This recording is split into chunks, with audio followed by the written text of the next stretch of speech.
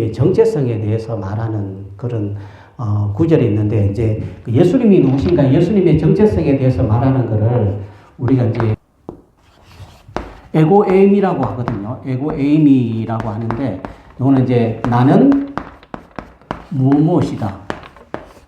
그래서 우리가 성경에 보면 예수님께서 자기를 소개할 때 나는 포도나무다, 나는 생명이다, 나는 부활이다, 나는 빛이다, 그렇게 말씀하신 그런 구절들이 많이 있는데, 요 에고에임이라는 단어, 나는 무엇이다라는 단어가 이제 예수님의 정체성이에요. 그래서 예수님은 이 세상에 빛으로 오시다 그러죠. 요한복음에 보면 세상에 예수님이 빛으로 오셨는데 사람들이 어둠에 살다 보니까 어두운 세상이 빛이신 예수님을 알아보지 못했다, 그렇게 말씀해요. 근데 우리는 빛으로 오신 예수님을, 이 세상 사람 많이 있는데 그 사람들은 예수님이 이 세상에 빛을 비춰주러 오셨다라는 것을 알지 못하고 우리는 알았잖아요. 우리는 예수님이 빛으로 오셔서 어둠 가운데 있는 이 세상을 구원으로, 그리고 나를 구원으로 인도하실 분이라는 것을 너무나 잘 알고 있습니다. 한번 태어나면 뭐를 경험해요? 죽음을 경험하는데, 죽음이라는 게 뭘까요? 죽음이라는 게 뭘까요? 죽음. 우리가 죽으면 어디로 가는 걸까요? 죽으면 우리가 어디로 가는 걸까? 그리고 우리가 죽으면 우리 죽은 다음에 무엇이 우리를 기다리고 있는 걸까? 근데 성경은 죽음에 대해서 명확하게, 그리고 우리가 죽은 다음에 어디로 가고 무엇이 우리를 기다리고 있는지 명확하게 말씀을 해주고 있습니다. 자, 우리가 죽음이라는 것은 왜 세상에 죽음이 들어왔죠? 죄 때문에 이 세상에 죽음이 들어왔어요. 그래서 한 번 죽는 것은 정해진 것인데 그 후에는 하나님의 심판이 있다, 그렇게 말씀합니다. 그러면 우리가 이 세상을 살다가 죽음을 경험하면 어디로 가야 돼요? 하나님이 우리에게 처음에 아담을 만드실 때 코에다가 뭘 불어넣었어요? 생기, 그 혼이라고 하는데 혼을 불어넣어줬어요. 그 혼이 우리의 마음이에요. 우리가 생각, 마음이 혼인데 하나님께서 불어넣으신 그 혼이 하나님께로 가야 돼요. 하나님께로 가야 됩니다. 네, 하나님이 우리에게 혼을 불어넣어 주시기 때문에 그 혼이 하나님께로 가는 거예요. 그러면 하나님께로 가면 무엇이 기다리고 있습니까? 천국. 네, 하나님께로 가면 이제 우리가 예수님을 믿고 믿음 생활 하는 사람들은 천국 하늘나라 우리를 기다리고 있고, 그렇지 않은 사람들은 지옥이 우리를 기다리고 있습니다. 근데 요 사실은 아무나 아는 게 아니에요. 예수 그리스도 구주를 영접하고 우리 죄를 위해서 죽으면서 다시 살아나시고 부활하신 그 주님을 믿어야만, 예수님을 믿어야만 이 천국 복음의 비밀, 이것을 우리가 알 수 있는 거예요. 오늘 이 부활주일에 예수님의 죽으심과 예수님의 부활이 우리하고 무슨 상관이 있는가를 알려주고 있습니다. 그래서 첫 번째로는 주님은 슬픔 당한 자를 위로해 주시나 그래요. 자, 요한복음 11장은 이제 나사로의 죽음에 대해서 나오는 장인데요. 자, 나사로의 동생은 마르다와 마리아가 있는데, 근데 오라버니가 병에 걸렸다고 예수님에게 사람을 보내요. 그런데 예수님은 사람을 보냈는데도 계셨던 곳에서 이틀이나 더 머물렀습니다. 그러는 동안에 나사로가 죽고 말았어요. 자, 성경에 보면 예수님께서 나사로 가정을 사랑하셨다, 그렇게 말씀해요. 그러면 나사로가 병에 걸려서 죽어간다는 그 소식을 들었을 때 어떻게 해야 돼요? 얼른 가야 됩니다. 얼른 가야 되는데, 그런데도 시간이 지나고 나흘이나 지나고 무덤에 묻히고 난 뒤에 슬픔에 빠진 그 집에 오셨다라는 거예요. 자, 예수님은 나사로가 병에 걸렸다는 소식을 분명히 들었음에도 가지 않았고, 또 죽었다고 했는데도 바로 가지 않았습니다. 뜸을 들이셨다는 거예요. 뜸을 들이셨다. 그래서 오늘 5절에 보면 예수께서 본래 마르다와 그 동생 나사로를 사랑하시더니, 그렇게 말씀해요. 자, 사랑하신다면 죽은 사람을 살리기는커녕 그 자리에 함께 계셔서 위로해 주는 것이 당연한 겁니다. 그런데 본문에 보면 예수님의 태도가 이해가 되지 않았습니다. 그래서 여기서 이 마르다와 마리아의 생각과 예수님의 생각이 다르다라는 것을 우리에게 알려줍니다. 자, 마르다와 마리아의 생각은 무엇일까요? 오라버니가 병들었으니까 죽을 줄 모르니까 자, 예수님께서 어떻게 하대요? 적극적으로 오셔서 빨리 고쳐주기를 원했습니다. 그런데 예수님은 뜸을 들이셨다는 거예요. 뜸을 들이셨어요. 자, 그러면 오늘 이 본문 말씀을 읽는 우리는 요한복음 11장을 읽는 오늘 우리 생각은 어떻습니까? 자, 빨리 와주어야 한다는 마르다와 마리아의 생각이 맞는 것 같아요? 아니면 자꾸 뜸을 들이시는 예수님의 생각이 맞는 것 같아요? 그렇죠. 우리 생각으로도 빨리 예수님이 나사로 가정을 사랑하셨다고 말씀하셨으니까 소식을 들었으면 마르다와 마리아의 생각처럼 빨리 그 집에 가야 됩니다. 그러면 예수님은 분명 나사로 가정을 사랑하셨음에도 빨리 나사로 집에 가지 않고 왜 이렇게 뜸을 들이시고 있는 걸까? 그것은 예수님이 이 나사로의 죽음에 대해서 무엇인가를 준비하고 계셨다는 거예요. 비록 이 두 자매가 오라버니를 잃었지만 그 슬픔을 뛰어넘을 만한 그 무언가를 준비하고 계셨다는 것입니다. 그러면 예수님께서 과연 준비하고 계신 것은 무엇이었을까? 자, 예수님은 이제 나사로가 병들었다는 소식을 들었을 때 4절에 보면 외면하고 모른 척 하진 않았습니다. 4절에 보니까 예수께서 들으시고 이르시되 이 병은 죽을 병이 아니라 하나님의 영광을 위함이요 하나님의 아들이 이로 말미암아 영광을 받게 하려 함이라 하시더라. 자, 예수님은 나사로의 병이 어떤 병인지도 잘 알고 계셨고 얼마나 아픈지도 잘 알고 계셨습니다. 그리고 어떻게 하면 나을 수 있는지 처방도 잘 알고 계셨어요. 여기서 죽을 병이 아니다라는 것을 이제 원어로 보니까 죽음을 향해서 가는 것이 아니다 이렇게 돼 있어요. 그러니까 나사로가 죽어가도 그 인생은 끝나는 것이 아니라 예수님이 다시 살려주신다는 것입니다. 그러니까 죽음 때문에 슬픔을 당하는 것보다 더 큰 하나님의 계획이 있다는 거예요. 자, 나사로의 죽음을 통해서 하나님께서는 영광을 받으시길 원하셨고 그리고 예수님까지도 영광을 받으시도록 성부 하나님이 계획하고 계시다는 것입니다. 자, 우리가 영광이라는 것은 뭘까요? 영광. 영광이라는 것은 하나님께서 살아 계신다는 것을 우리를 통하여 드러내는 것이 영광입니다. 자, 나사로의 죽음을 통해서 그 자매뿐만 아니라 많은 사람들이 하나님의 살아계심을 알게 하는 그 일을 지금 준비하고 계신다는 거예요. 그래서 예수님이 곧바로 가지 않으셨다라고 그렇게 말씀하는 겁니다. 그런데 이런 하나님의 계획을 알지 못하는 이 두 자매는 마르다와 마리아는 예수님의 드디어 오심에 대해서 어떤 마음을 가질까요? 섭섭한 마음을 가졌을 거예요. 그러나 예수님은 더 큰 기쁨을 준비하고 계셨습니다. 이것이 바로 예수님의 사랑이라는 거예요. 자, 예수님이 그들을 잊으신 것이 아니고 부탁을 거절하신 것도 아닙니다. 멀리에서 그들에게 줄 기쁜 소식을 준비하고 계셨다는 거예요. 자, 예수님께서 우리가 원하는 것 다 들어주신다면, 그래서 우리가 원하는 것 다, 모든 것을 다 들어주는 것이 진짜 사랑일까요? 자, 사랑은 그 사람이 꼭 필요한 게 무엇인지를 알고 꼭 필요할 때에 가장 큰 기쁨을 주는 것, 이것이 바로 사랑입니다. 자, 죽었던 오라버니를 다시 얻었다는 것이 얼마나 큰 감격입니까? 자, 하나님께서 우리가 기도하는데 응답이 없을 때가 많아요.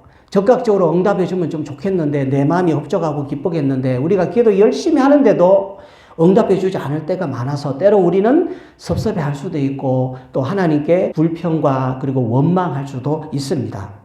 그런데 하나님은 우리가 기도할 때 하나님의 방법으로 가장 기쁜 소식을 줄 것을 준비하고 계신다는 거예요. 자, 하나님은 우리에게 그냥 잠깐 지나가는 기쁨을 주는 것이 아니고 하나님께도 영광이 되는 그런 일들을 준비하고 계신다는 것입니다.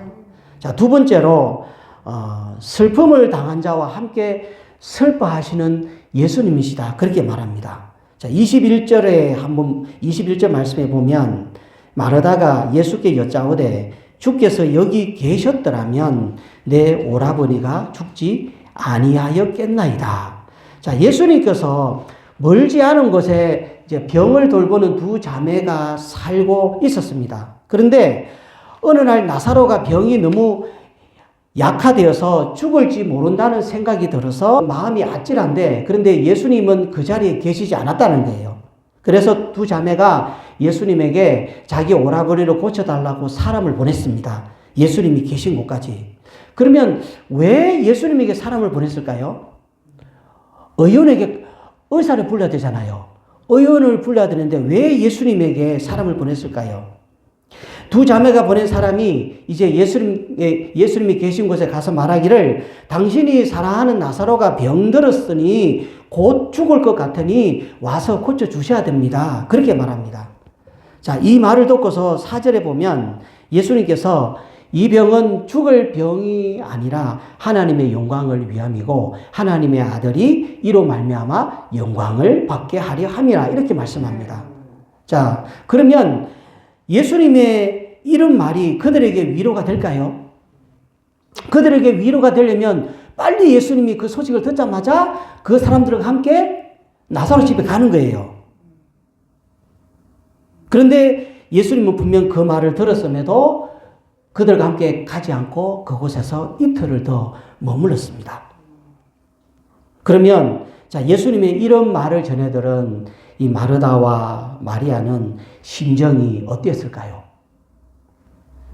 아니, 다른 사람은 열심히 또 잘 치료해 주더니만 우리 가정을 사랑한다고 하셔놓고 우리에게는 왜 죽을 병이 걸려도 오지 않으시는가 하고 얼마나 섭섭해 했을까요? 자, 예수님에 대한 섭섭함이 쌓이고 또 쌓였을 것입니다. 그래서 이 두 자매는 예수님의 이런 태도를 이해할 수가 없었습니다. 그리고 나사로가 죽고 말았습니다. 얼마나 슬펐을까요? 그런데 죽은 지 나흘이 되었고 이미 장사를 다 지내고 다 끝나가고 있을 때 예수님이 그 나사로 집에 오셨습니다. 그래서 먼저 마르다가 예수님을 보자마자 이 섭섭한 감정을 드러냅니다. 주께서 여기 계셨더라면 내 오라버니가 죽지 않았을 것입니다. 그러자 예수님이 뭐라고 합니까? 내 오라비가 다시 살아나리라. 그렇게 말합니다. 아니, 죽은 지 나흘이나 되었는데 어떻게 다시 살아납니까?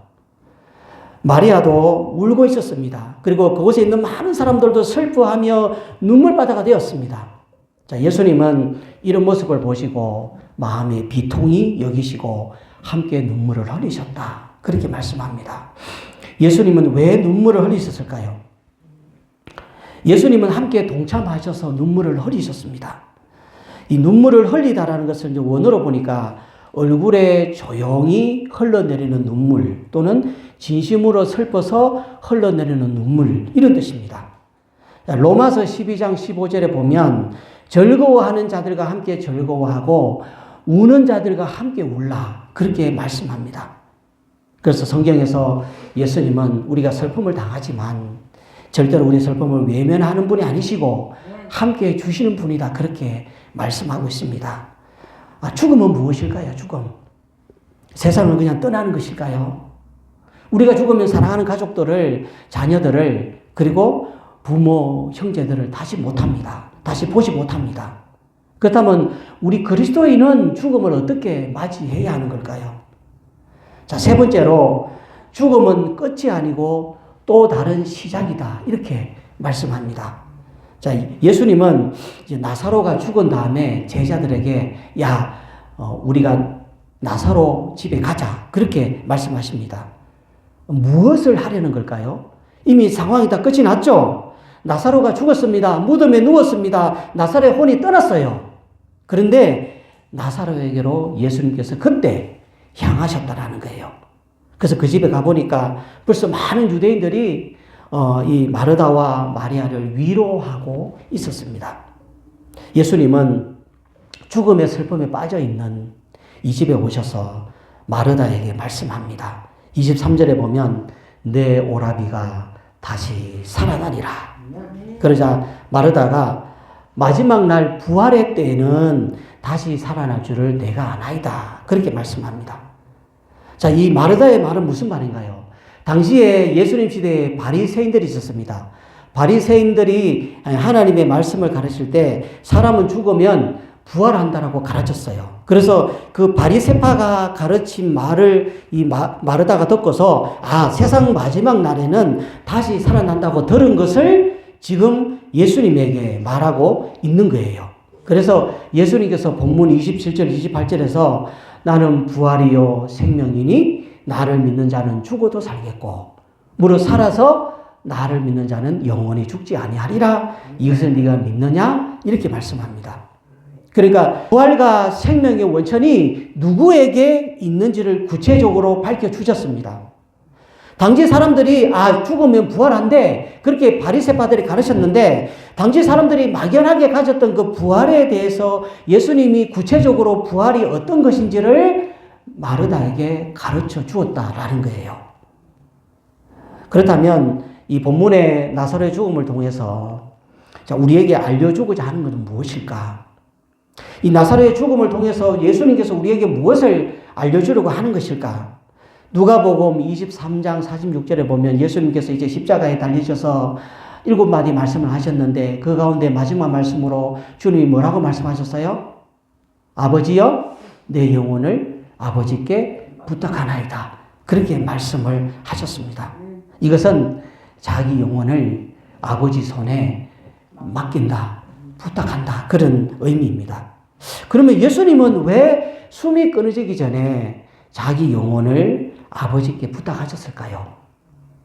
예수님은 자신에게 충분히 살아난 능력이 있는 분입니다. 자, 살아나신 능력이 없어서 하나님 아버지께 자기 영혼을 살려달라고 부탁하신 것이 아니에요. 그럼에도 자기 영혼을 아버지께 부탁을 하신 것은 이 부활의 모든 권세는 성부 하나님께만, 아버지께만 있다는 거예요.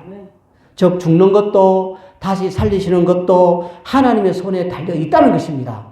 생명을 주시는 분은 오직 성부 하나님이시라는 거예요. 예수님이 능력이 있으시다면 예수님 스스로 살아나시면 되는 거예요. 그런데 하나님 아버지께 부탁하셨습니다. 왜 그럴까요? 예수님은 하나님의 아들인 동시에 사람의 옷을 입으셨습니다. 자, 예수님 스스로 만약에 스스로가 부활하셨다면 그 부활의 효력은 예수님 자신에게만 해당되는 거예요. 그러면 예수를 믿는 우리는 그 부활의 효력을 누릴 수가 없습니다. 예수님은 누구 때문에 하늘 높은 보좌를 버리시고 이 땅에 오셨습니까? 예수님은 누구 때문에 모든 수치와 고난을 당하시고 아픔을 당하시고 십자가에서 죽으셨나요? 예. 그래서 예수님은 혼자서 부활하는 것을 원치 않으셨어요. 모든 인간이 다 하나님의 자녀된 모든 인간이 다 부활하는 것을 원하셨습니다. 자, 인간의 몸을 입으신 예수님이 이제 부활의 첫 열매가 된 것처럼 우리도 부활할 수 있게 되었습니다. 그래서 예수님이 스스로 다시 살아나지 않으시고 마지막 죽음의 순간에 하나님의 손에 자신의 영혼을 부탁하셨습니다. 맡기셨습니다. 그래서 부활하신 예수님의 효력이 모든 사람에게 미치는 거예요. 자, 예수님은 이런 부활을 기다리고 계셨다는 것입니다. 예수님 혼자 부활하시기보다 사랑하는 하나님의 백성들 모두 다를 부활하기를 원하셨다는 것입니다. 자, 부활은 우리에게 어떤 의미가 있는 걸까요? 자, 에덴 동산에서 아담이 죄를 지었습니다. 죄를 지어서 거룩하신 하나님이 방문하시는 그 에덴 동산에서 쫓겨났습니다. 자, 하나님은 죄와 같이 있을 수 없는 거룩하신 분이시기 때문에 우리에게 다시 부활하게 해서 다시 죄가 없었던 에덴 동산으로 또 하나님의 나라에 들어갈 수 있게 하셨습니다. 자, 우리가 하나님하고 같이 있을 수 있다는 것은 우리에게 무엇이 없을 때 가능한 거예요? 그렇죠. 우리에게 죄가 없을 때 그 영원하신 하나님 아버지와 함께 같이 있을 수 있습니다.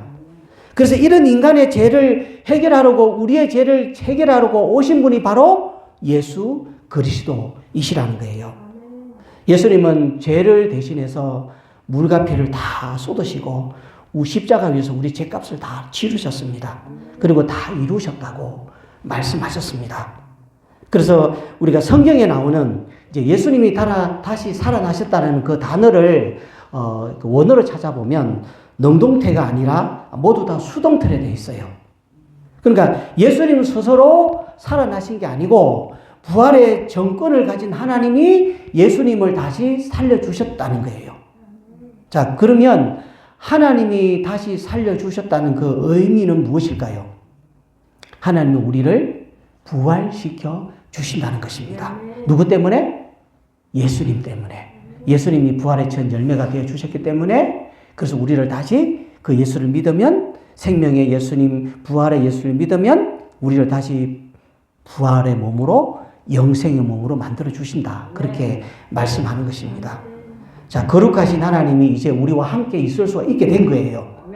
우리를 부활의 몸으로 다시 살려주셔서 그 하나님의 나라에서 영원히 살게 해 주셨습니다. 자, 우리 하나님 나라에 가려면 그 좋은 하나님의 나라, 영원한 기쁨이 있고, 영원한 즐거움이 있고, 영원한 찬양이 있고, 영원한 맛있는 과일 생명나무가 있는 그 나라에 가려면 뭐가 없어야 갈 수 있어요? 죄가 없어야 갈 수 있는데, 예수님의 십자가로 우리의 죄를 다 씻어주셔서 우리도 그 죄가 없는 거룩하신 하나님이 있는 그 하나님의 나라에 들어갈 수가 있게 되었다. 그렇게 말씀합니다. 자, 예수님이 운명하셨을 때 성소 휘장이 위에서 아래로 찢어졌다. 갈라져 찢어졌다. 그렇게 말씀합니다. 그래서 예수를 믿는 모든 사람들에게 하나님께로 나아갈 수 있는 구원의 길을, 생명의 길을, 부활의 길을 열어주셨다. 그렇게 말씀합니다. 자, 우리 죄를 다 용서하셨다는 것은 예수님께서 도장을 찍어주셨다는 거예요. 예수님께서 도장을, 용서의 도장을 찍어주신 것, 이것이 바로 부활이라는 것입니다. 자, 하나님 나라에 들어갈 수 있는 특별한 자격을 주셨다는 이 확인 도장을 우리에게 찍어주신 것이 예수님이 십자가에서 운명하시고 다시 살아나신, 부활하신 그것이라는 거예요. 자, 예수를 믿는 우리는 반드시 부활합니다. 그리고 하나님 나라에서 영원한 생명의 몸으로 영원한 하나님과 함께 살 수가 있게 되었습니다. 그래서 죽음은 끝이 아니라 또 다른 영원한 생명의 문으로 들어가는 시작이라는 거예요. 우리가 이 세상에 살다가 생명으로 부활로 이 땅에 오신 그 예수님을 믿기만 하면 우리도 영원한 죽음을 통과해서 새로운 나라로, 영원한 하나님의 나라로 들어갈 수가 있습니다. 그래서 죽음은 끝이 아니고 또 다른 시작입니다. 그래서 우리는 영원히 사는 그 하나님의 나라에서 다 만나서 그 천국의 기쁨을 누리는 사랑하는 성도들이 되기를 주님의 이름으로 축원합니다.